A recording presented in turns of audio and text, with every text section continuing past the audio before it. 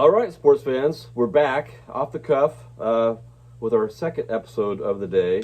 I know it doesn't matter to you guys how we do it, but anyway, this is Super Bowl week, and that's an important week for everybody in the United States of America, especially us. And Jeff and I were thinking that maybe in honor of Super Bowl week, we could go back in history and talk about our top 5 quarterbacks of all time. I think that's exciting. You know, I love lists, and for lots of different reasons. But one of the reasons that I like doing lists is that it sparks conversation. It does. Nobody has the same exact top 5 of anything, and that's what makes it great. Is everybody has a reason why they have people at certain levels, and so yeah, I'm excited for this one. Monty and I kind of came up with this idea between the two of us as far as the top 5, but probably do more lists because I think they're fun. I can guarantee we'll do more lists. Now we're focusing on quarterbacks this week. Yes. So maybe next year or sometime in between we'll do top 5 something else: running backs, wide receivers. Yep. The sky's the limit. And I just wanted to clarify: this is our top 5 quarterbacks for Super Bowl reasons, right? Yes. We're not just doing top 5 quarterbacks of all time. No. This is for regular season disregarded. Yes, this is Super Bowl performance levels. Let's put it that way. Right. So, I would like to go at the bottom and go up to number 1, but I think if you don't mind, I'd like to start the opposite way today. Okay, start at number 1. I know it's kind of weird. It's kind of weird. I'm up for anything. Yeah, okay. Let's do it that way. And I don't know if people realize, but this is our 56th Super Bowl that we're going to be seeing on Sunday. So there's a lot of quarterbacks to choose from. Yeah, it's 56th, but I'm not very good at Roman numerals, so I'm glad you knew, because you could have shown me the Roman numerals, and I've been like, I'm not 100% sure what that one is. So anyway, but it is the 56th. Monty is exactly right. So. Okay, Jeff. So if you don't mind, I'm going to ask you what your number 1 quarterback is. Okay, I'm going to say, and I know this is going to be a surprise, but my number 1 quarterback from Super Bowl appearances is Trent Dilfer. Monty, did you mess with my list? You took my... No, Monty didn't mess with my list.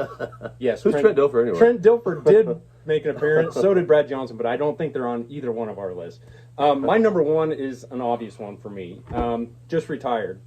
Tom Brady. It's really, really, really hard to go against what I consider the greatest of all time when it comes to the quarterback position, both regular season and in the Super Bowl. 7 of them. Yeah, that's insane. And you know what? I can't disagree with your choice, Jeff. Brady didn't make my list, mainly because I've hated him most of my life. And why is that? Well, did he beat the Raiders one time? A little bit controversial. It was how he started out, and it took me a long time to get over that. I've come to realize his greatness, but I still hold it against him a little bit. So sorry, Brady. Maybe in the future I'll upgrade you. But so my number 1 quarterback is the Snake, Kenny Stabler of the Raiders, because I love the Raiders. The Snake was great. He just he cared about football, but he lived a life too. Read his book. I haven't, but I'm going to. Yeah, we've mentioned Kenny Stabler in the past. He's the exact opposite of a Tom Brady when it comes without a doubt. When it comes to how they took care of their bodies while they were playing, without a doubt, their approach to the game, except for their love for the game. I think they both share that same, because like you said, he loved the game, but he liked to have a life outside, and he maybe had too much life outside. Yeah, but that being said, he did some pretty amazing things on the football field. It was him being a Raider that made me decide him being number 1, and he was the first quarterback for the Raiders to lead them to the Super Bowl. So, which was in number 11.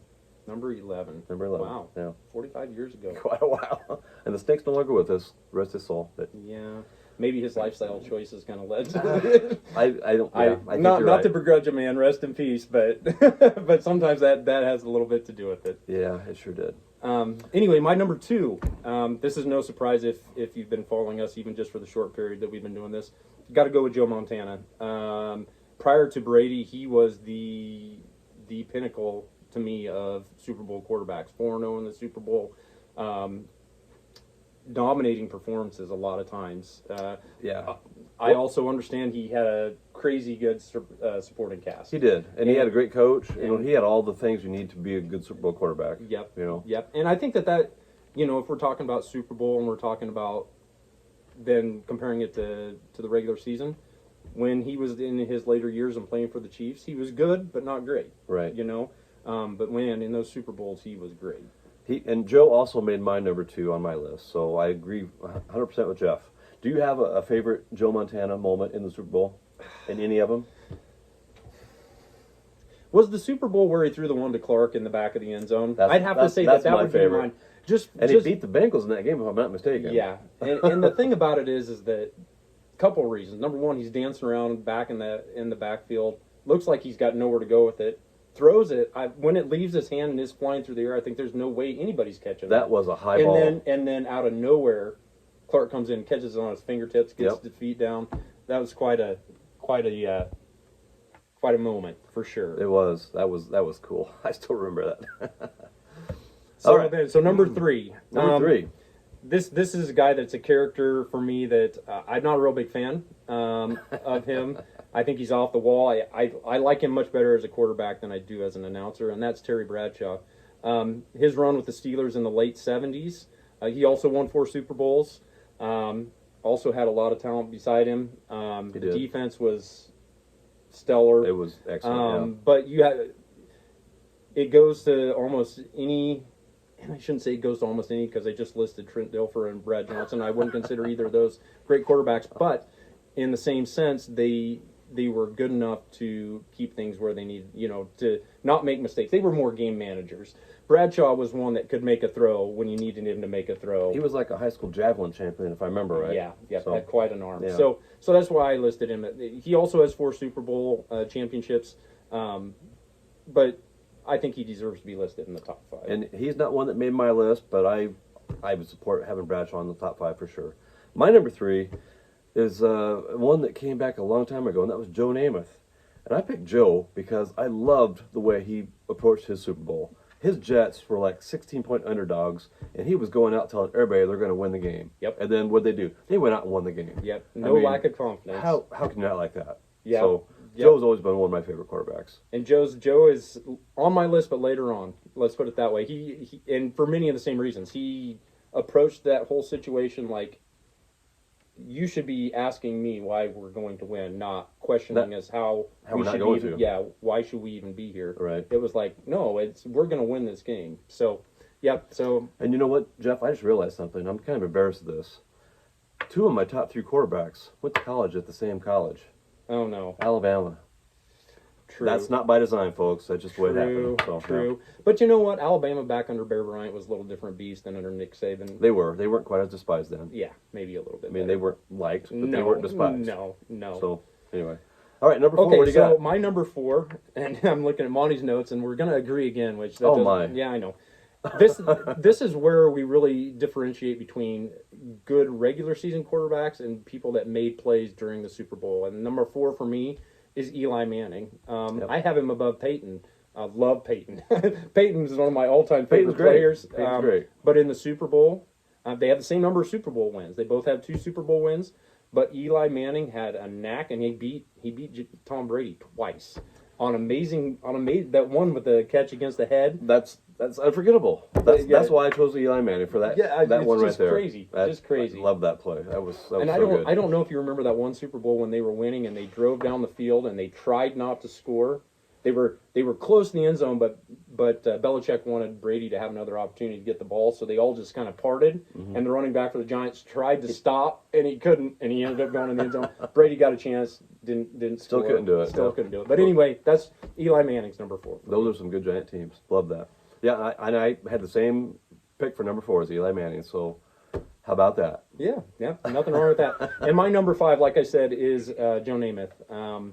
Again, it was bordering on cockiness. I mean, to the outside world, he had no basis to be that confident that they were going to win. Yeah. But I think he knew his team. I think he knew his own ability. And sometimes I think you're talking way above your head when you're doing this, but he backed up what he said. Well, and I think what you said is 100%. And also, I think what he did was to inspire his teammates, telling them he knew that they had enough in them to win the game. Yep. And everybody else was telling them they weren't going to win it, but he Yep. said, "I believe in you guys. We're going to do it." Yep. And I think that made a big difference. I would agree. I think that's a very good point. So Okay, my number 5 quarterback is actually split into two. One of them. Can you split a guy legally into two? Well, I'll have. Okay, maybe I'll just have a bonus Let's quarterback. yeah, then? there you go. You can tie. You can have a tie for number 5. Okay, the first one is Drew Brees, and I'm not a huge fan of Drew Brees. The reason I chose him was when St. Louis or New Orleans won the Super Bowl. That gave that city hope again. It was not long after they suffered the horrible flood from Hurricane Katrina, and Drew Brees led that team and that town to a Super Bowl win, and he will forever be a legend there for that reason. My additional quarterback, my bonus quarterback, is Kurt Warner. And I'm not, again, a huge Kurt Warner fan necessarily, but a moment he had after winning the Super Bowl for was it the Cardinals? No, it was the Rams. It was the Rams when they're based out of St. Louis then. In the post-game interview, after he won the game, and I forget who the announcer was, he comes up to him and starts talking to Kurt, and Kurt just yells out, "Thank you, Jesus." Yep. Really loud. And I thought, oh my God, what did he just do? Yep. Nobody does that. No. They all thank God, but this guy stood up there and said, "Thank you, Jesus." Mm-hmm. And I thought, that guy has got some balls. Well, and on top of that, you look at his humble beginnings. Nobody wanted him. He ended up playing in the Arena Football League for how many years? Comes and basically he can't walk on, but he was not a highly regarded free agent. Third string, I think, when the season started. Yeah. And here he is taking the greatest show on turf to the Super Bowl and winning it all. Yep. So I was so proud of that guy. Yep, pretty amazing. So, but yeah, so that's our top 5. I tell you what, Or 6. or 6, 5.5. I kind of cheated. Sorry. But yeah, any comments, suggestions, ideas with regards to that? We'd love to hear what other people think and what their top 5 might be. Last time we were around, we introduced a little segment called Looks Like, and I actually came up with one this week. I was watching the Duke, North Carolina men's basketball game over the weekend, and to my surprise, I found a player. He's a forward for North Carolina. His name's Brady Manick, and You'll have to look this up. What it looks like, folks. We're going to work on some graphics. Maybe we can get a picture dropped in of both of these. But this dude seriously could take off his jersey, put on some just street clothes, grab a microphone, and start singing Two Princes from the Spin Doctors. I swear he looks exactly like him. So that's our Looks Like for this week. So anyway, thanks again, guys. We really appreciate you following us. Go ahead and hit the subscribe button if you want to get notified when we release new stuff. Hit the like button. We'd love to see if you like it. Even if you don't, still hit the like button. And I guess signing off for this one. Thanks, sports fans. See you.